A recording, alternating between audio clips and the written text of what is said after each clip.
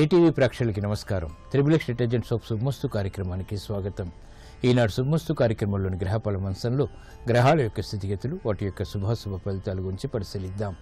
అలాగే ఈరోజు 12 రాశుల వారికి ఏ సంఖ్యలు కలిసి వస్తాయి, రంగుల యొక్క ప్రాధాన్యత, ఈరోజు భృగువారం లేదా శుక్రవారం, శుక్రుడు యొక్క పరిపాలన పూర్తిగా ఉంటుంది. శ్రీ మహాలక్ష్మి యొక్క పూజలు ఈరోజు శుభ ఫలితాలని, ఐశ్వర్యాన్ని కలిగిస్తాయి, గ్రహపీడను తొలగిస్తాయి. మరి 12 రాశుల వారు శ్రీ మహాలక్ష్మీదేవిని ఈరోజు ఎటువంటి ప్రక్రియలతో పూజించాలి అనేటువంటి అంశాలతో పాటు నేటి పరిహార ప్రక్రియ అనేటువంటి అంశంలో కుటుంబ సభ్యుల మధ్య సౌహృద్భావ వాతావరణం కలగాలంటే ఎటువంటి చర్యలు చేపట్టాలి అనేటువంటి అంశాలు, అలాగే ఈరోజు 12 రాశుల వారు ముఖ్యంగా చేపట్టవలసినటువంటి కార్యక్రమాలు ఏమిటో కూడా పరిశీలిద్దాం. ముందుగా నేటి పంచాంగ వివరాలు. శ్రీ దుర్ముఖి నామ సంవత్సరం ఆషాఢ మాసం, ఉత్తరాయణం, గ్రీష్మ ఋతువు. ఈరోజు ఆషాఢ శుద్ధ చవితి, పునఃప్రయత్నాలకి పనికి వస్తుంది. అలాగే వారం భృగువారం లేదా శుక్రవారం. ఈరోజు చేపట్టేటువంటి ఆధ్యాత్మిక కార్యక్రమాలు, పుణ్య కార్యక్రమాలు, శ్రీ మహాలక్ష్మి యొక్క పూజలు, గోసేవ, అన్నదానం, వస్త్రదానం, శ్రీ విష్ణు సహస్రనామ పారాయణ, ఏకాదశ పూర్వక రుద్రాభిషేకం మహాలక్ష్మి యొక్క అనుగ్రహాన్ని కలిగిస్తే తద్వారా ఐశ్వర్య ప్రాప్తి లభిస్తుంది. ఈరోజు నక్షత్రం మఖా నక్షత్రం. ఈ మఖా నక్షత్రంలో ఈరోజు పుట్టేటువంటి వారికి 2, 4 పాదాల్లో పుట్టినట్టయితే దోషం లేదు. ఈ మఖా నక్షత్రంలో ఈరోజు పుట్టేటువంటి వారికి కేతు మహాదశతోటి ప్రారంభమవుతుంది. ప్రస్తుతం కేతువు యొక్క స్థితి కుంభక్షేత్ర స్థితి, శని క్షేత్ర స్థితి. ఇది అనుకూల ప్రతికూల ఫలితాన్ని కలిగిస్తుంది. ప్రతికూల ఫలితాల దోష నివృత్తికి గణపతి హోమం సహకరిస్తుంది. ఈరోజు శుక్రవారం లేదా భృగువారం. శ్రీ మహాలక్ష్మి యొక్క అభిషేకాది కార్యక్రమాలు, పూజలు ఐశ్వర్య ప్రాప్తికి దోహదపడతాయి. శుభమస్తు వీక్షిస్తున్నటువంటి ప్రేక్షకులందరికీ కూడా శ్రీ మహాలక్ష్మి యొక్క అనుగ్రహం కలగాలని ప్రార్థిద్దాం.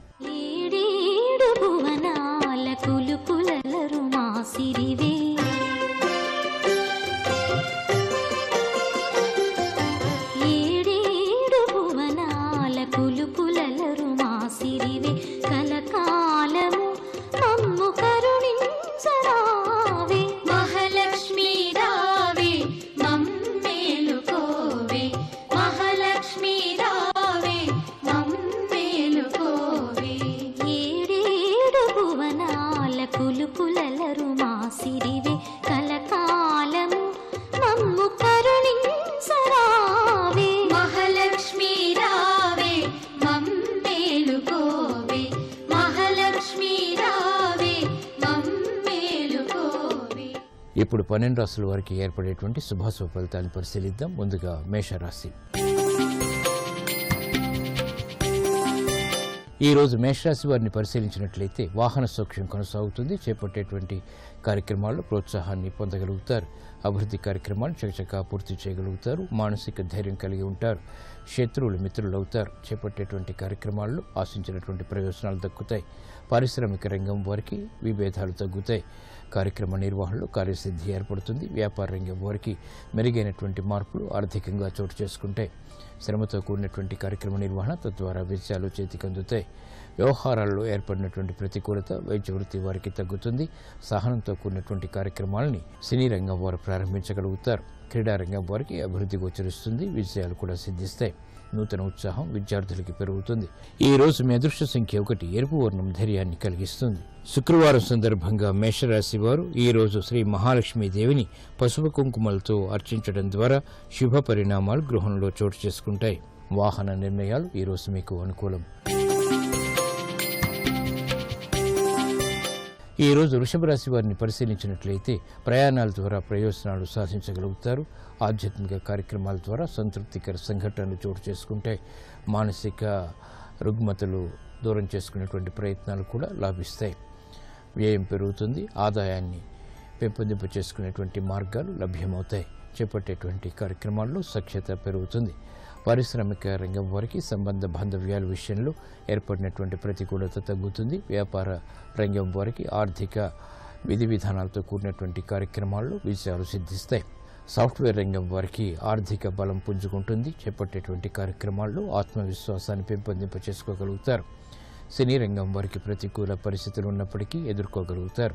ఈ రోజు మీ అదృష్ట సంఖ్య 3. పసుపు వర్ణం త్వరితగతిని శుభాల్ని కలిగిస్తుంది. శుక్రవారం సందర్భంగా వృషభ రాశి వారు శ్రీ మహాలక్ష్మీదేవిని శ్రీగంధంతో ఈ రోజు పూజించడం ద్వారా ఆర్థిక వ్యవహారాల్లో విజయాలు సాధించగలుగుతారు.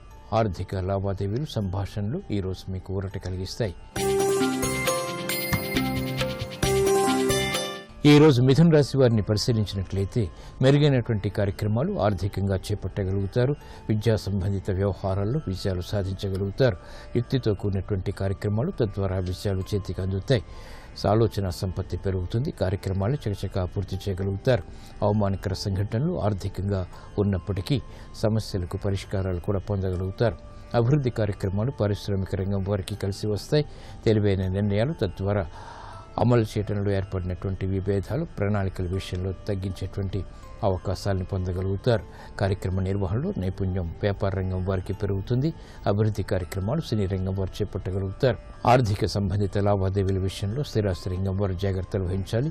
సాఫ్ట్వేర్ రంగం వారికి ప్రగతి కొనసాగుతుంది. ఈ రోజు మీ అదృష్ట సంఖ్య 9. ఎరుపు వర్ణం ధైర్యాన్ని కలిగిస్తుంది. శుక్రవారం సందర్భంగా ఈ రోజు మిథున రాశి వారు శ్రీ మహాలక్ష్మీదేవిని బిల్వదళాలతో పూజించడం ద్వారా ఆర్థిక విజయాలు దగ్గరవుతాయి. కుటుంబ ప్రశాంతత పెరుగుతుంది. ఆర్థిక లావాదేవీలు సంభాషణలు ఈ రోజు మీకు అనుకూలం. ఈ రోజు కర్కాటక రాశి వారిని పరిశీలించినట్లయితే అలంకరణకి ప్రాధాన్యతనిస్తారు. స్త్రీలు శుభవార్తలు వింటారు.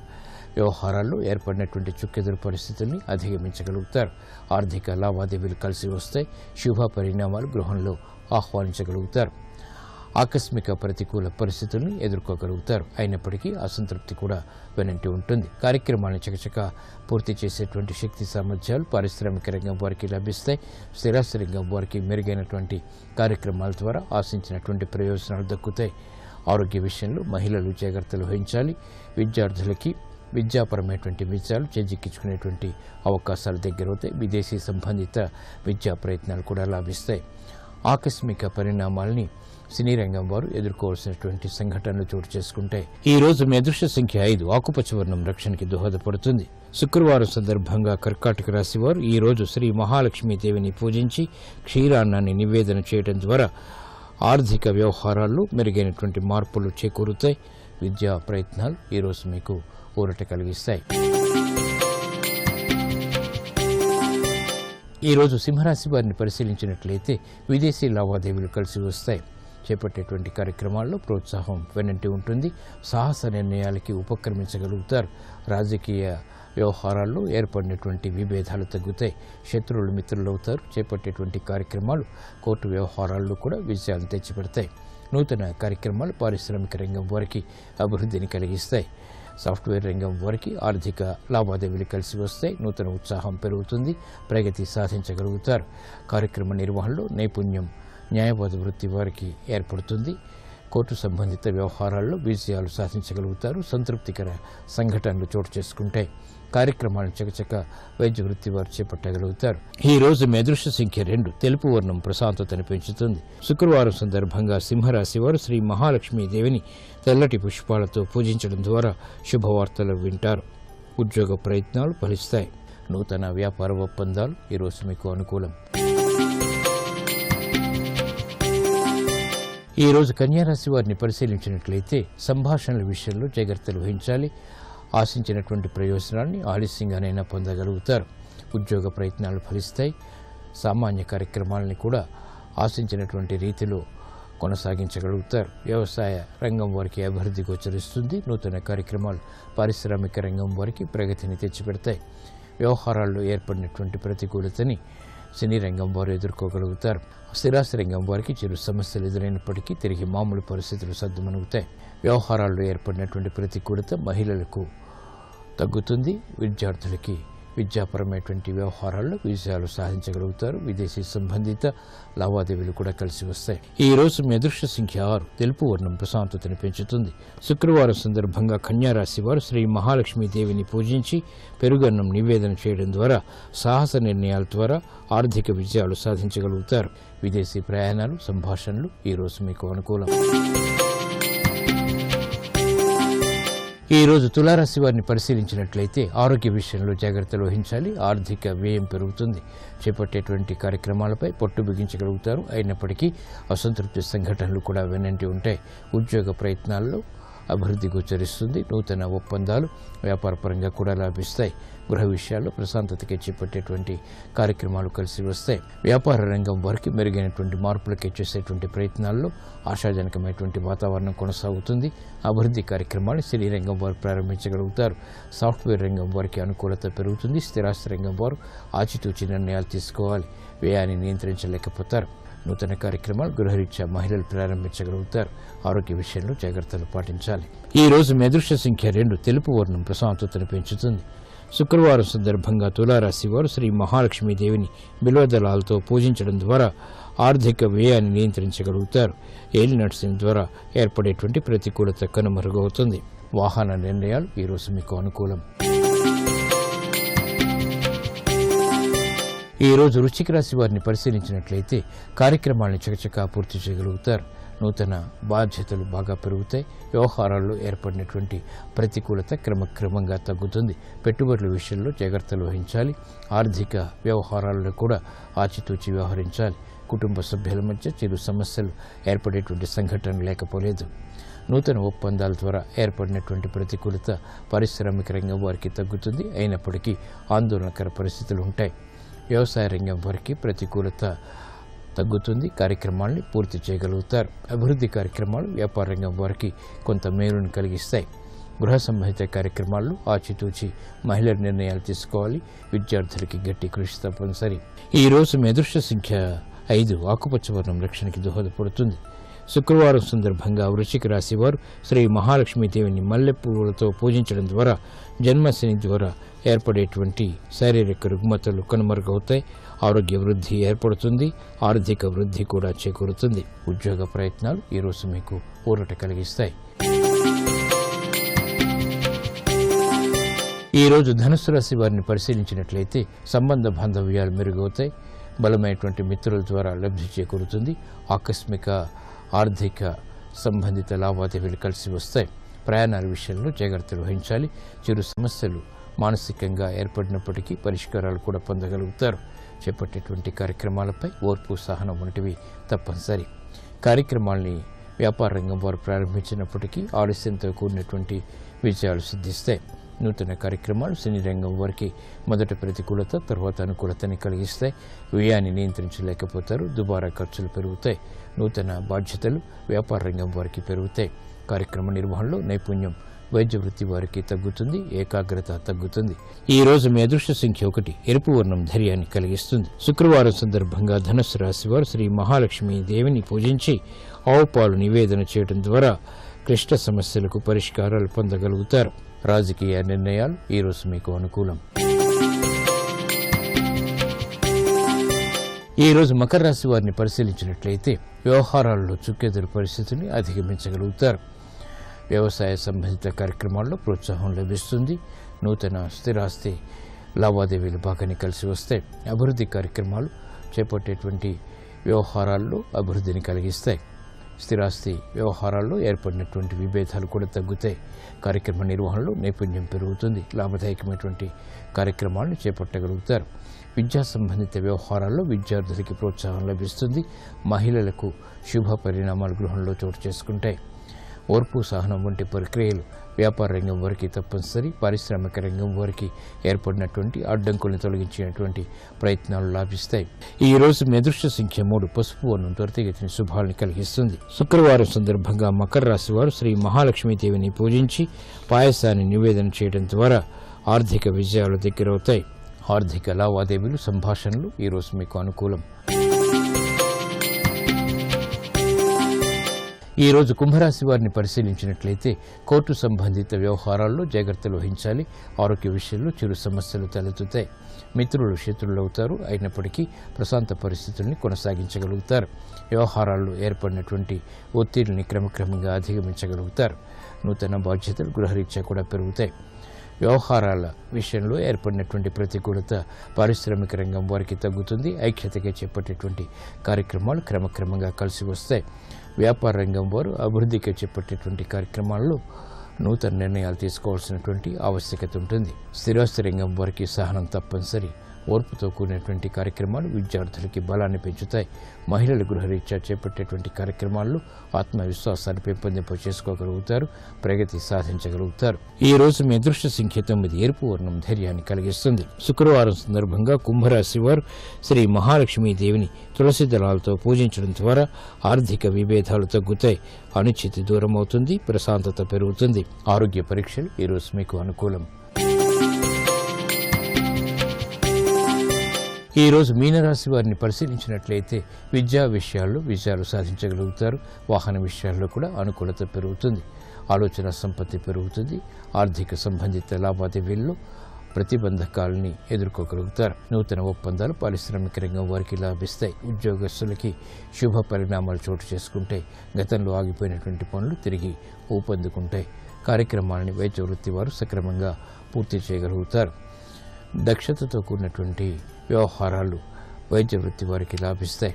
నూతన కార్యక్రమాల్ని సాఫ్ట్వేర్ రంగం వారు చేపట్టగలుగుతారు. నైపుణ్యం పెరుగుతుంది. ఈ రోజు మీ అదృష్ట సంఖ్య 5, ఆకుపచ్చ వర్ణం రక్షణకి దోహదపడుతుంది. శుక్రవారం సందర్భంగా మీనరాశి వారు ఈ రోజు శ్రీ మహాలక్ష్మీదేవిని గులాబీలతో పూజించడం ద్వారా మానసిక ధైర్యం పెరుగుతుంది. తద్వారా విజయాలు చేతికందుతాయి. విద్యా ప్రయత్నాలు ఈ రోజు మీకు అనుకూలం.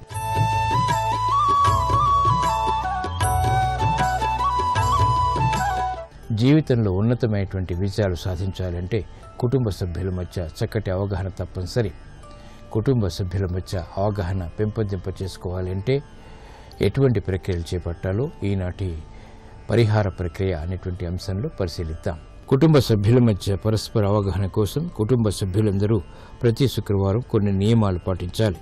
శుక్రవారం అందరూ తిలకధారణ చేయాలి. వీలైతే తెల్లటి వస్త్రాలు ధరించాలి. లక్ష్మీనారాయణలను గృహ యజమాని శ్రీగంధం, తులసి దళాలతో పూజించాలి. క్షీరాన్ను నివేదన చేసి ఇంటిల్లిపాది ప్రసాదంగా భక్తితో స్వీకరించాలి. ప్రతి శుక్రవారం సంధ్యా సమయంలో పూజా గదిలో దీపారాధన తప్పక చేయాలి. ఈ ప్రక్రియల ద్వారా కుటుంబ సభ్యుల మధ్య చక్కటి అవగాహన ఏర్పడుతుంది. తద్వారా విజయాలు సిద్ధిస్తాయి.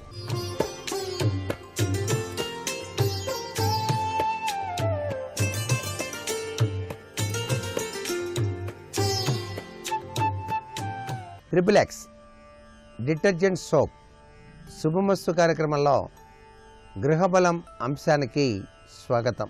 వాస్తుశాస్త్రరీత్యా పాటించవలసినటువంటి ముఖ్యమైనటువంటి విశేషాంశాల్లో ఇంటి నిర్మాణానికి ఎప్పుడూ కూడా పాత ఇంటి యొక్క కలపని వాడకూడదు అంటోంది వాస్తుశాస్త్రం. నూతనంగా కలప వాడటమే సర్వశ్రేయోదాయకవంతమైన ప్రభావాన్ని ఇస్తుంది.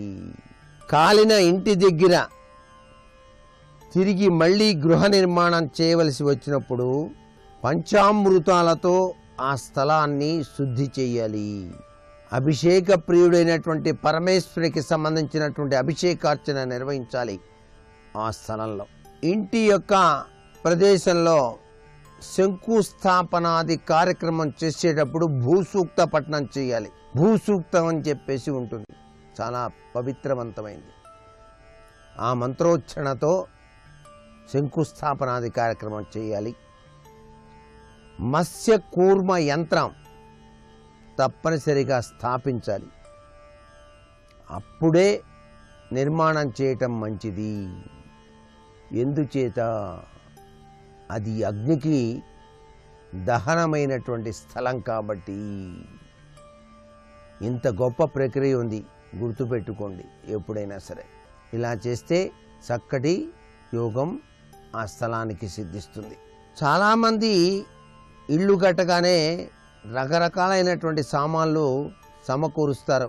ఇల్లు అందంగా తయారైన తర్వాత ఆ పెట్టేటువంటి విధి విధానంలో కూడాను చాలా జాగ్రత్తగా ఉండాలి. ఆ స్థలాల్లో నైరుతి గదిలో బరువైనటువంటి వస్తువులన్నీ కూడా పెట్టడానికి ఏర్పాటు చేసుకోండి. బీరువా కానివ్వండి, అలా అమర్చుకోవటం మంచిదే. రూముల్లో సర్దుకునేటువంటి సామాన్లు కూడా బరువైన వస్తువులు పడమర దక్షిణ దిశల్లో ఉండేలాగాన, తేలికైనటువంటివి తూర్పు ఉత్తరాల్లో ఉండేలాగాన, ఈశాన్యంలో మాత్రం ఖాళీగా ఉండేటట్టుగా మీ యొక్క గదుల్లో సామాన్లని అమర్చుకోవటం సర్వే సర్వత్రా కూడాను శుభదాయకవంతమైన ప్రభావాన్ని కలిగింపచేస్తాయి. ఇంటి పైకప్పు కూడా ఎంత ఎత్తుగా ఉంటే అంత మంచిది. కనీసం 14 అడుగుల ఎత్తైనా కూడా ఉండటంలో తప్పు లేదు. ఇంటిలో యజమాని నైరుతి గదిలోను, పిల్లలు వాయువ్య గదిలోను ఉండటం సర్వశ్రేయోదాయకంగా మనకు వాస్తుశాస్త్రం తెలియజేస్తుంది. బంధువులు ఎవరైనా సరే వస్తే ఉత్తర గదిలో కానీ ఈశాన్య గదిలో కానీ ఉండవచ్చు. ఒకే ఇంట్లో అన్నదమ్ములు ఇద్దరూ కూడాను ఉండవలసి వస్తే పడమర దక్షిణంలో పెద్దవారు, తూర్పు ఉత్తరాల్లో చిన్నవారు ఉండటం శ్రేయోదాయకమైనటువంటి పద్ధతిగా మనకు శాస్త్రాల్లో చెప్పారు. అంతస్తులు అయితే పెద్దవారు పైన, చిన్నవారు కింద, ఆ కింద ఇంకా చిన్నవారు ఉండటం మంచిది. అలా గనక ఉన్నట్లయితే సఖ్యతా స్వరూపతత్వంలో అందరూ కూడాను కలిసి ఉంటే కలదు సుఖం అన్నట్టుగా ఆ గృహంలో జీవితాన్ని గడుపుతారు.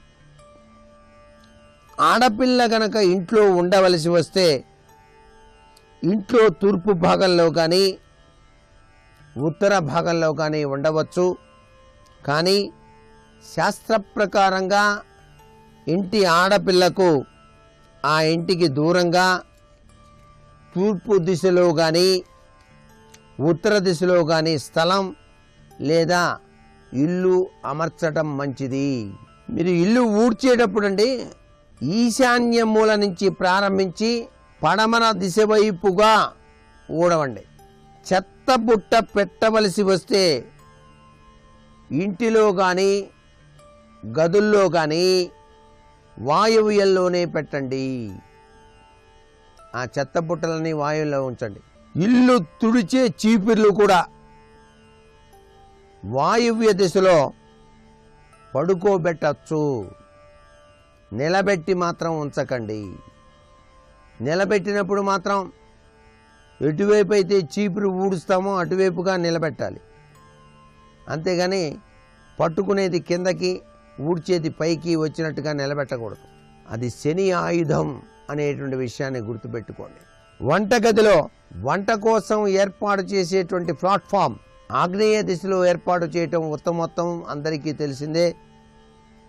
తూర్పు ఉత్తర గోడలకు తగలకుండా కడితే ఇంటి ఇల్లాలు సుఖంగా సౌభాగ్యతత్వంతో హాయిగా ఆనందంగా ఉంటుంది. బియ్యం డబ్బా గదిలో వాయువ్య దిశలోనే పెట్టండి.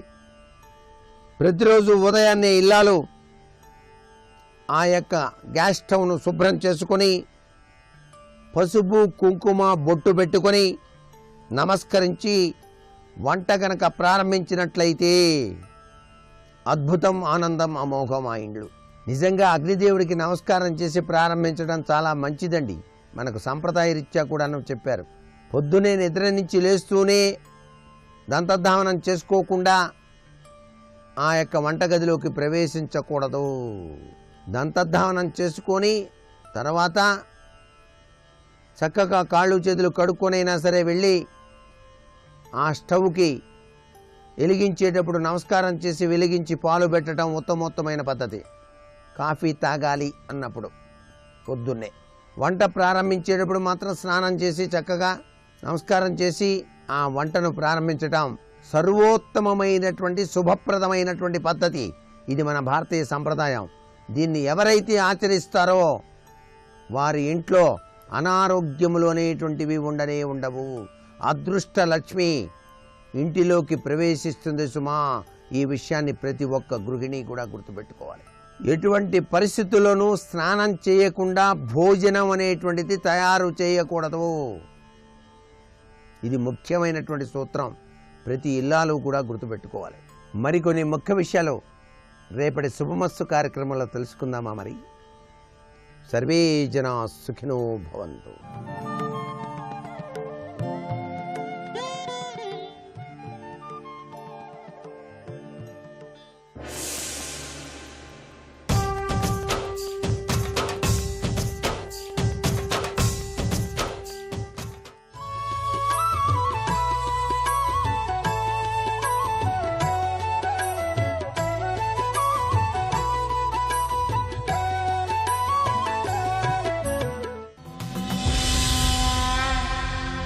విదర్భ, మత్స్య, త్రిగట్ట, కీచక దేశాలు దాటి ఏకచక్రపురాన్ని చేరుకుని ఒక బ్రాహ్మణ అగ్రహారంలో ప్రవేశించి ఒక బ్రాహ్మణుని ఇంట్లో నివాసం చేస్తున్నారు.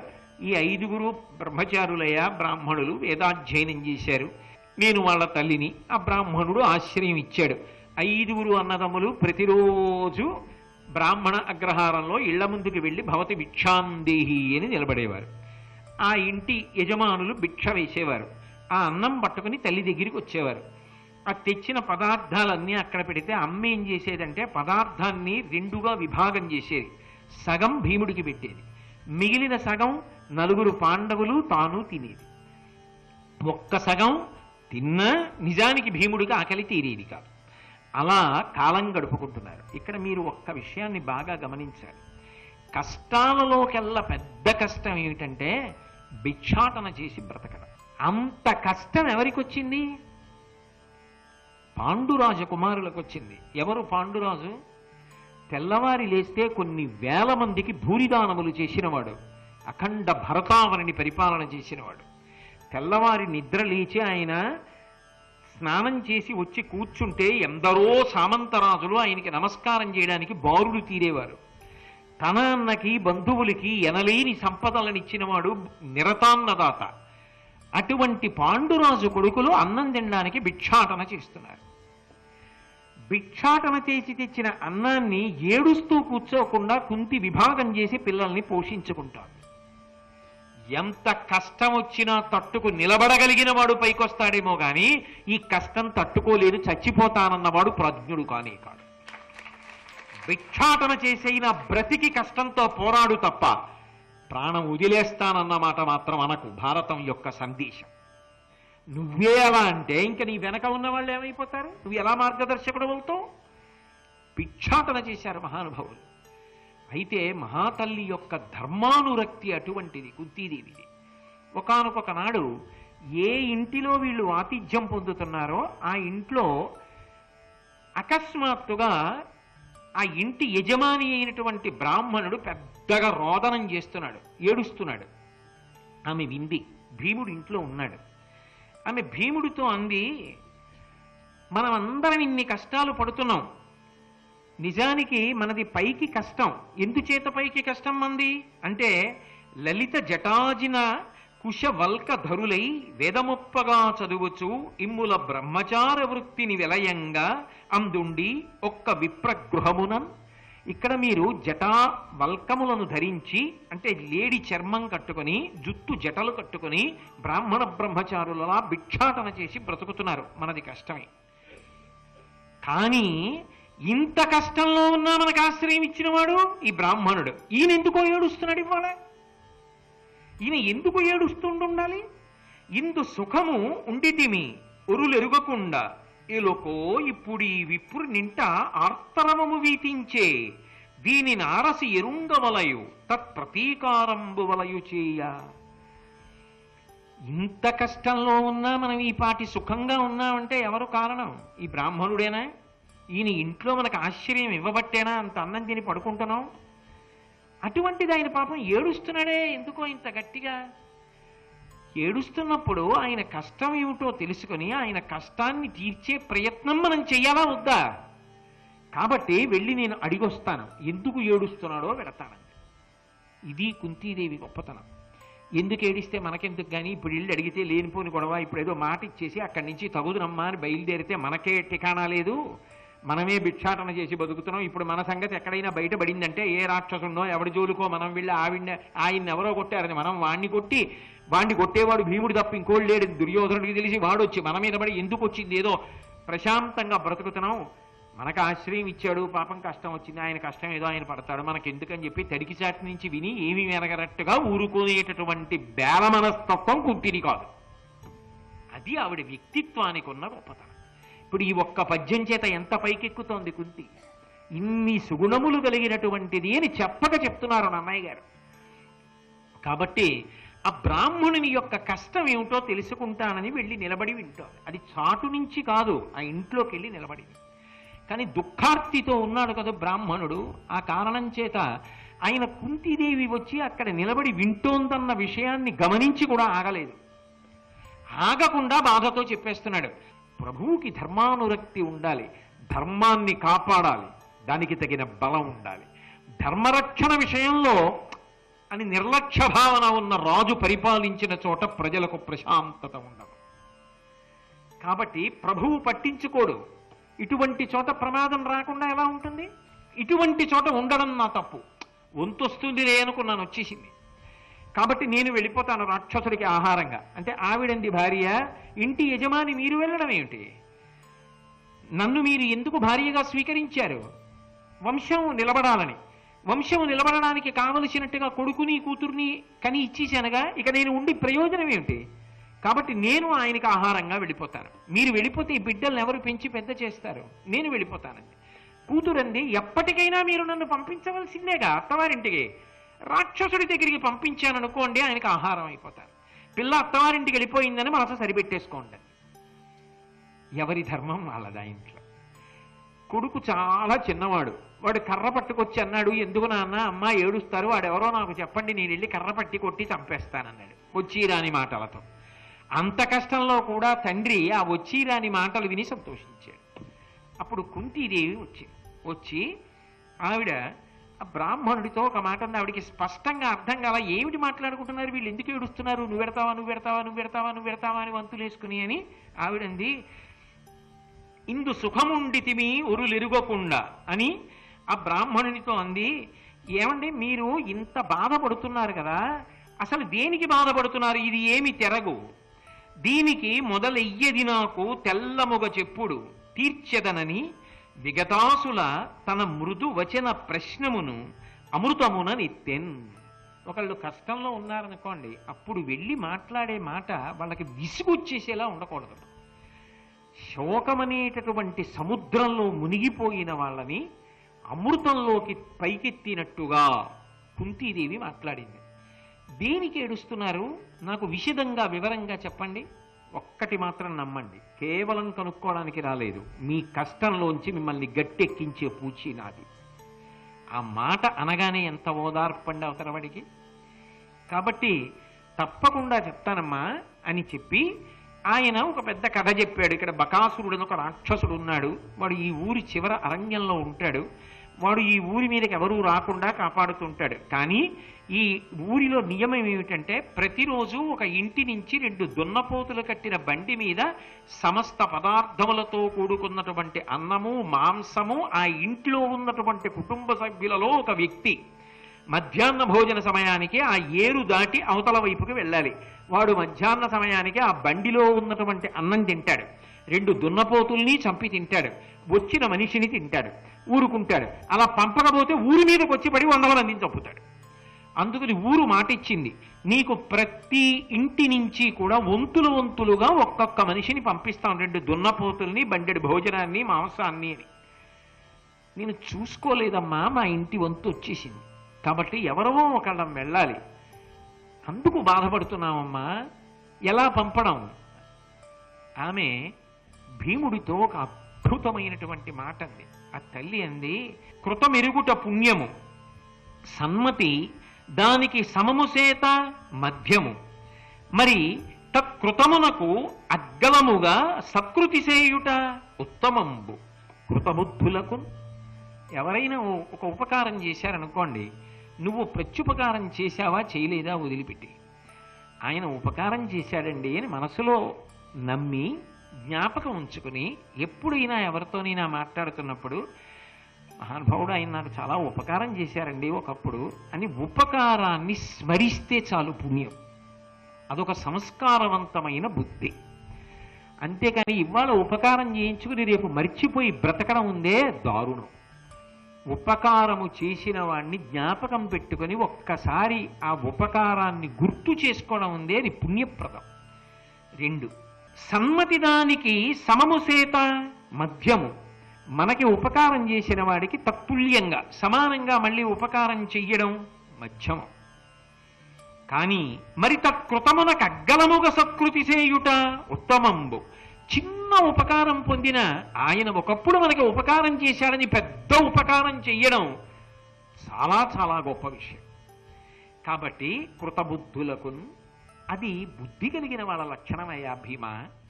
బ్రాహ్మణుడంత బాధపడుతున్నాడు కదా, ఆయన ఈ బాధలోంచి బయటికి వచ్చే మార్గం చెప్తాను అని ఆయన వంక తిరిగి ఆవిడ ఒక మాట అంది. ఆ బ్రాహ్మణుడితో అంది, నాయన ఎందుకు బెంగ పెట్టుకుంటావు? నీకు ఓ కూతురుంది, ఓ కొడుకున్నాడు. కూతుర్ని పంపిస్తే కన్యాదానం చేయలేవు, కొడుకుని పంపిస్తే వంశం నిలబడదు. నాకు 5 కొడుకులున్నారు, అందుకని ఒక కొడుకుని పంపించేస్తాను. నీకు బదులుగా నేను పంపిస్తాను నా కొడుకుని. నా కొడుకు వెడతాడు, నీకు బెంగ లేదుగా, నీకు సంతోషమేనా? ఆయన ఏమనాలి? అబ్బా, మా ఇంట్లో దేవతలా వచ్చావమ్మా, నిజంగా నీకు నేను ఆతిథ్యం ఇచ్చాననుకున్నాను కానీ తల్లి, మిమ్మల్ని ఉంచుకోవడం ఎంత మంచి పని అయిందమ్మా, మీ మేలు జన్మలో మర్చిపోలేనమ్మా. ఎవరిని పంపిస్తామమ్మా, మళ్ళీ కొడుకులు వచ్చామన్నా అంటే మాట మార్చేవి కదమ్మా, ఇవాళే వెళ్ళిపోవాలమ్మా మధ్యాహ్నానికి అని తినేయాలి. ఆయన వెంటనే 2 చెవులు మూసుకుని హరిహరి అని అన్నాడు. ఇంటిలో ఆతిథ్యం తీసుకోమని నిన్ను నీ కొడుకుల్ని ఉంచానా? అతిథిగా వచ్చినటువంటి వాళ్ళు పైగా బ్రాహ్మణ కుటుంబమా? మీ పిల్లల్లో ఒక పిల్లాన్ని పంపించి వాడు చచ్చిపోతే నా కుటుంబం బ్రతుకుతుందా? వద్దమ్మా, అటువంటి పని చేయకూడదమ్మా, నాకొద్దు. మా కుటుంబంలోనే ఒకళ్ళం పెడతామమ్మా. ఏమి ధార్మికమైన జీవితం అండి ఈ దేశంలో! నిజంగా ఇటువంటి దేశం ప్రపంచంలో ఎక్కడుంది? ఇటువంటి సంస్కృతి ఏ దేశానికి ఉంది? ఇటువంటి భారత రామాయణ భాగవతాలు ఏ దేశానికి ఉన్నాయి? ఇటువంటి దేశంలో పుట్టినందుకు గర్వపడాలి. ఒక జన్మ కాదు, ఎన్ని జన్మలెత్తినా ఈ దేశంలో ఈశ్వరుడు పుట్టిస్తే, సనాతన ధర్మంలో పుట్టిస్తే చాలు. ఈ రామాయణ భారతానికి భాగవతాలకి వారసత్వం పొందగలిగితే చాలు.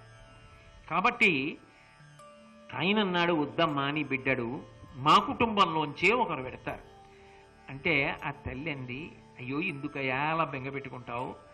నా కొడుకుని పంపించేది చనిపోవడానికి పంపిస్తున్నాను అనుకుంటున్నావా? అలా అనుకోకు. కలు అసురు నోర్వనూపెడు బలయుతుగా నిరిగి కొడుకు పనిచెదకాక ఇమ్ముల శతపుత్రుల కల ధన్యులకైనను అనిష్టుడకు తనూచుడు కలడే. 5 కాదయా, 100 మంది కొడుకులున్నా ఏ తల్లైనా ఒక కొడుకును వదిలేయడానికి సిద్ధపడుతుందా? 100 మంది కొడుకులున్నా తల్లికి 100 మంది కొడుకులు సమానమే. 5 కొడుకులున్నారని సంఖ్యాబలంతో ఒకడిని ఎందుకు పంపిస్తానయ్యా? అందుకు పంపించట్లేదు. నా కొడుకు మహాబలవంతుడని తెలుసుకో, వాడు వెళ్ళి ఆ రాక్షసుణ్ణి చంపొచ్చేస్తాడు, మీ ఊరి పీడ వదిలిపోతుంది. అందుకు పంపుతున్న ధైర్యంతో. కాబట్టి నీ బెంగ విడిచిపెట్టు, మిగిలినవి సిద్ధం చేసుకోండి అంది. బంధువుల్ని సంప్రదించాడు, ఓ బండి తీసుకొచ్చాడు, 2 దున్నపోతులు కట్టాడు, అన్నం పోస్తున్నాడు. ఇక్కడ భీముడు మధ్యాహ్నం వెళ్ళాలి కదా, అందుకని ఆయన యజమాని ఏమడిగాడంటే, ఏమండి ఈ మధ్య సరిగ్గా అన్నం తినలేదు కడుపు నిండా, నాకు కూడా బాగా పెట్టండి, యుద్ధానికి వెళ్తానన్నాడు. ఓ రాసులు తెచ్చిపెట్టారు, తినేసి మంచి ఈలపాట పాడుకుంటూ పరమ సంతోషంగా తిరుగుతున్నాడు. ఈలోగా భిక్షాటన చేసి ధర్మరాజు గారు మిగిలిన వాళ్ళు ఇంటికి వచ్చారు.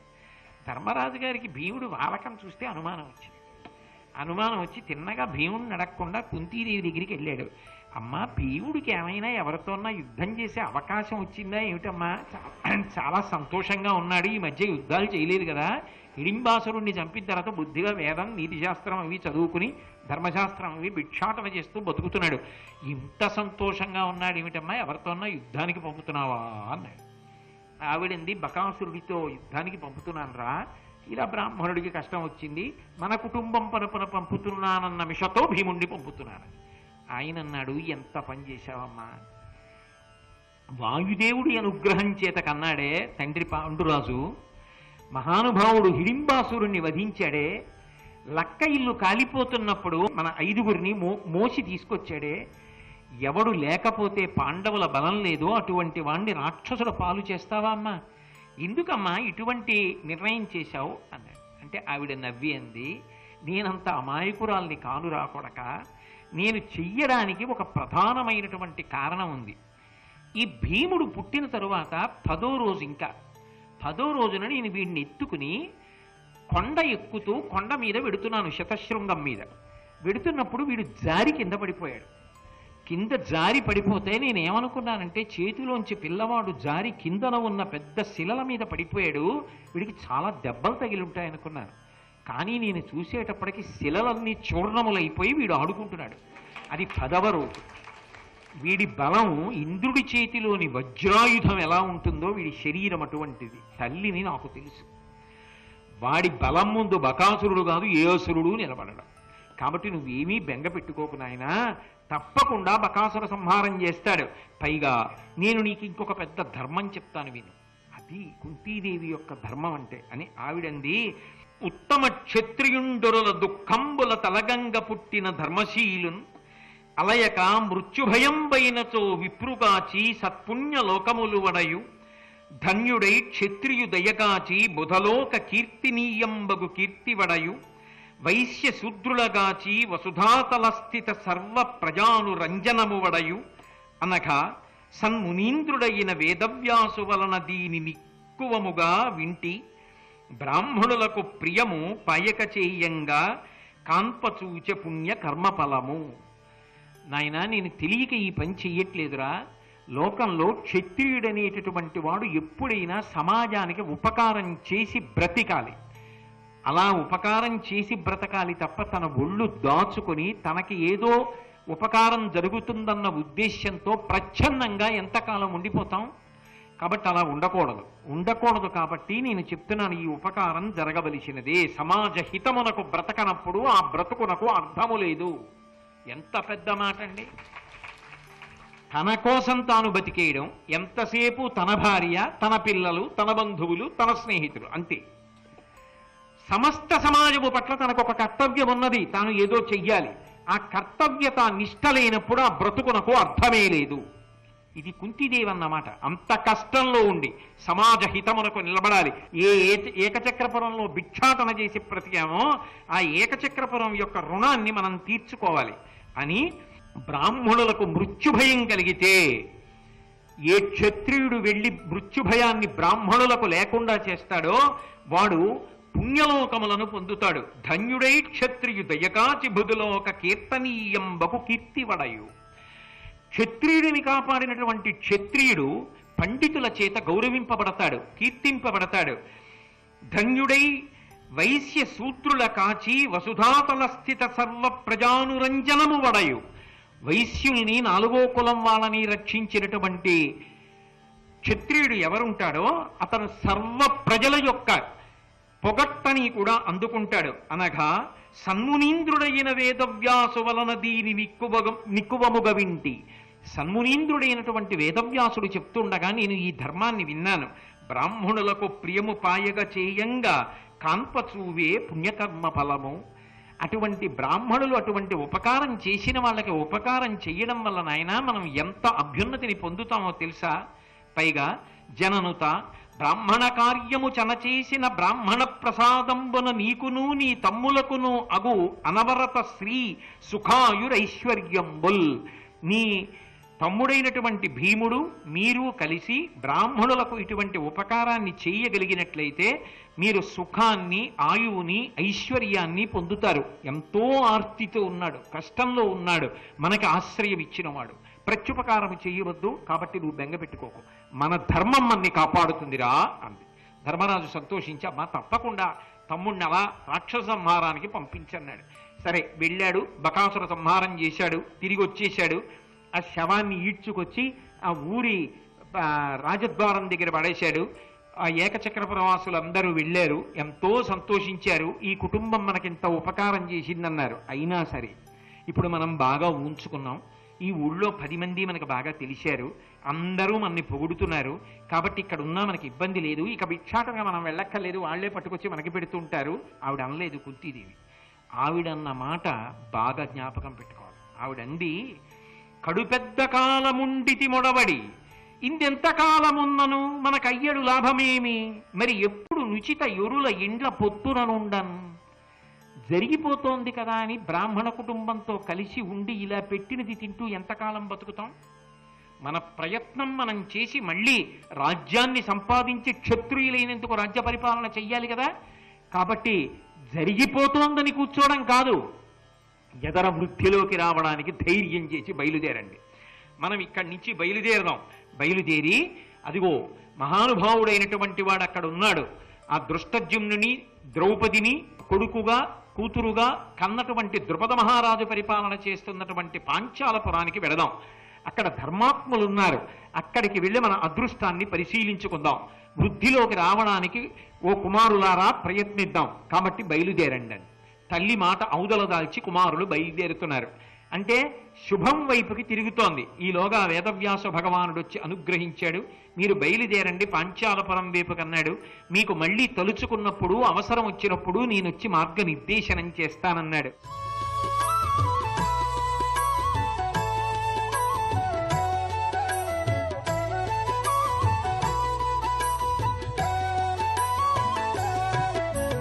సర్వం శ్రీ ఉమామహేశ్వర పరబ్రహ్మార్పణమస్తు.